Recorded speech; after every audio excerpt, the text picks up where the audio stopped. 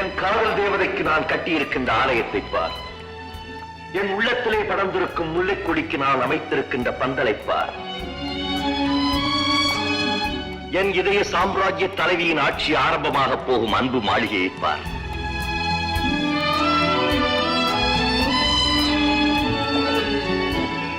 என் கண்களை திறந்துவிட்ட காதல் தெய்வம் காலமெல்லாம் கழித்திருக்க நான் கட்டிய வசந்த மண்டபத்தை பார்.